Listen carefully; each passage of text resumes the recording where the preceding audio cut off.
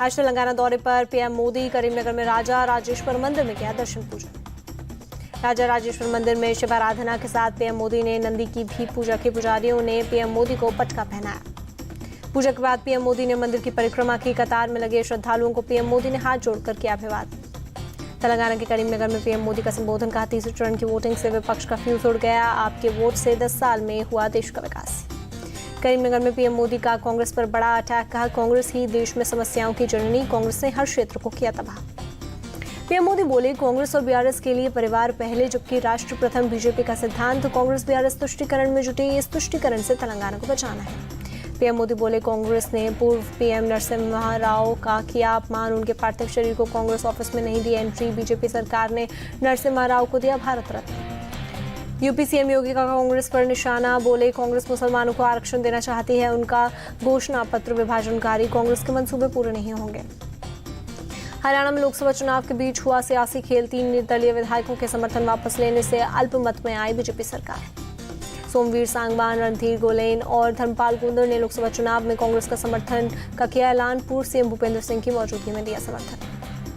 3 विधायकों के समर्थन वापसी के बाद सदन में बीजेपी के सदस्यों की संख्या 44 पर पहुंची। बहुमत के लिए चाहिए 45 सदस्यों का समर्थन। निर्दलीय विधायकों के समर्थन वापसी के बाद कांग्रेस हुई सरकार पर हमलावर। राज्य में राष्ट्रपति शासन लगाए जाने की मांग की।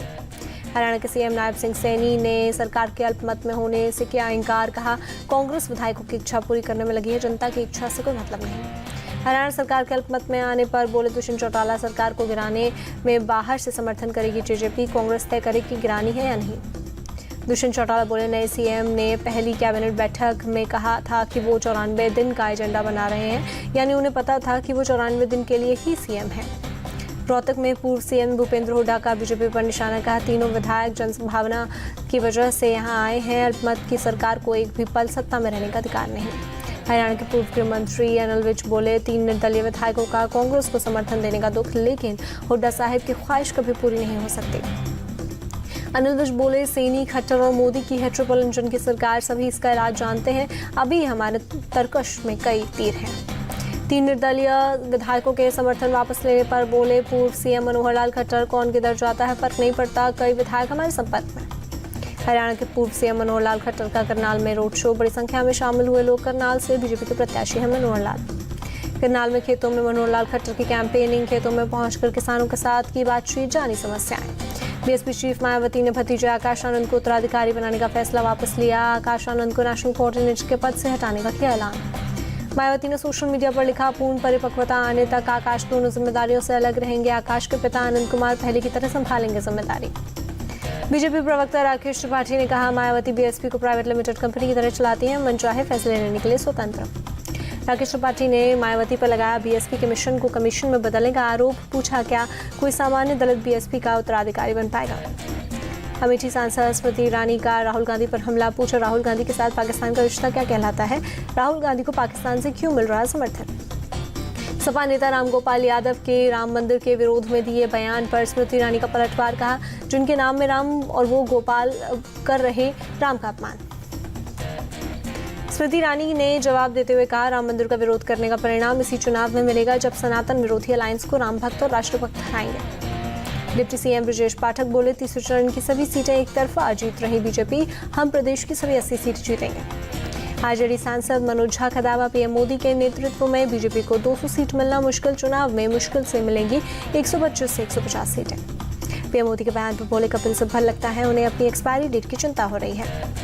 तेलंगाना विधान परिषद उपचुनाव के लिए बीजेपी ने उम्मीदवार घोषित किया। वारंगल, खम्मम, नालगोंडा स्नातक निर्वाचन क्षेत्र से गुज्जुला पेमेंदर रेड्डी को बनाया प्रत्याशी। हिसार में जेजेपी प्रत्याशी नैना चौटाला का विरोध। नामांकन करने पहुंची नैना का किसानों ने किया विरोध। किसानों ने काले झंडे और जूते लेकर किया प्रदर्शन।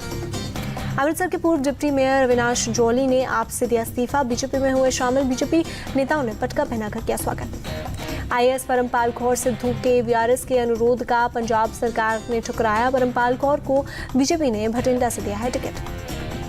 पुणे में बारामती लोकसभा क्षेत्र में रायेश्वर किला में बने बूथ पर भी मतदान संपन्न। 4491 फीट की ऊंचाई पर बनाया गया था सबसे ऊंचा मतदान केंद्र। केवल 160 मतदाताओं के लिए बना था दुर्गम बूथ। पेट्रोल पंप पर मारपीट के मामले में विधायक अमानतुल्लाह खान और उनके बेटे अनस खान सहित कई लोगों के खिलाफ मुकदमा दर्ज।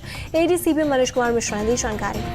कनाडा के पूर्व रक्षा मंत्री ने पीएम ट्रूडो की 2018 की भारत यात्रा पर रिपोर्टों को किया खारिज। पंजाब में लैंडिंग और सिख संगठनों से मीटिंग के लिए दबाव का किया गया था दावा। कनाडा के विदेश मंत्री ने निर्जर मर्डर केस में भारत पर लगाए आरोपों पर कायम मर्डर में भारत के लिंक पर अभी भी नहीं दिया कोई सबूत।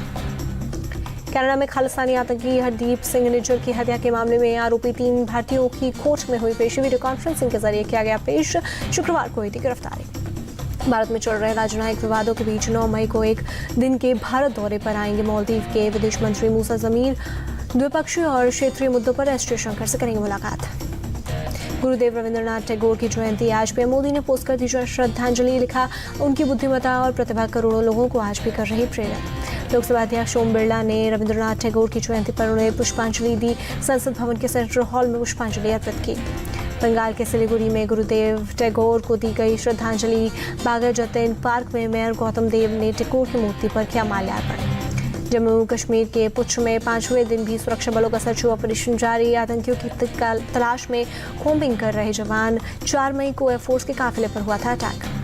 भारतीयों को नौकरी का झांसा देकर रूस यूक्रेन युद्ध में धकेल रहे थे तस्कर। सीबीआई ने 4 को किया गिरफ्तार। जबलपुर में एक घर पर बम से हमला। घटना का सीसीटीवी फुटेज आया सामने। पुलिस ने केस दर्ज जांच शुरू की। पंजाब के तरनतारन के खेमकरन गांव में गिरा पाकिस्तानी ड्रोन से आधा किलो हेरोइन बरामद। नोएडा के सेक्टर 107 की लोटस सोसाइटी में डॉग्स का आतंक। लिफ्ट में बच्ची को नोचा। सीसीटीवी में कैद हुई घटना।